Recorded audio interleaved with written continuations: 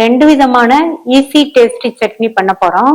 First onion coconut chutney பண்றதுக்கு cut பண்ண 2 medium size வெங்காயம், 3 காஷ்மீர் மிளகாய், 2 ஆர்டினரி மிளகாய், 1 இன்ச் அளவுள்ள புளி, 1 டீஸ்பூன் பொடித்த வெல்லம், 1/2 கப் தேங்காய் துருவல், சட்னிக்கு தேவையான அளவு உப்பு.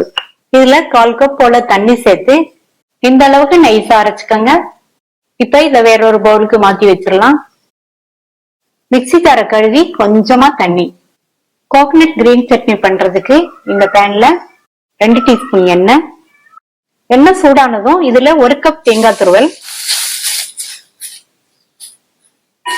தேங்காய் துருவலை லைட்டா ஒரு வதக்கிட்டு 1/2 கப் புதினா இலைகளும் 1/2 கப் கொத்தமல்லி இலைகளும் எல்லாத்தையும் சேர்த்து ஒரு வதக்கி விட்டுட்டு ஒரே 1 நிமிஷம் மட்டும் இருக்கட்டும். இத உடனே வேறொரு பிளேட்டுக்கு மாத்தி ஆற விட்டுறலாம். ஆறுனதுக்கு அப்புறமா இத மிக்ஸி ஜாருக்கு மாத்துறேன்.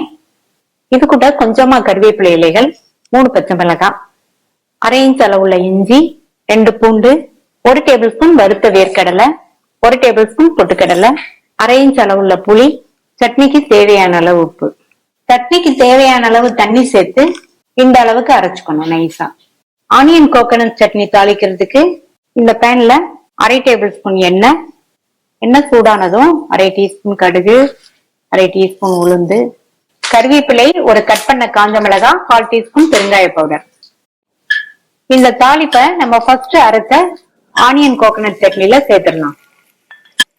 கோகனட் கிரீன் சட்னி தாளிப்பு போடுறதுக்கு இந்த பேன்ல 2 டீஸ்பூன் எண்ணெய் விட்டு சூடாயிடுச்சு. 1/2 டீஸ்பூன் கடுகு, 1/2 டீஸ்பூன் உளுந்து, ஒரு கட் பண்ண காஞ்ச மிளகாய், கருவேப்பிலை. ட்ரை பண்ணி பார்த்துட்டு உங்க கமெண்ட்ஸ் சொல்லுங்க. தேங்க்யூ.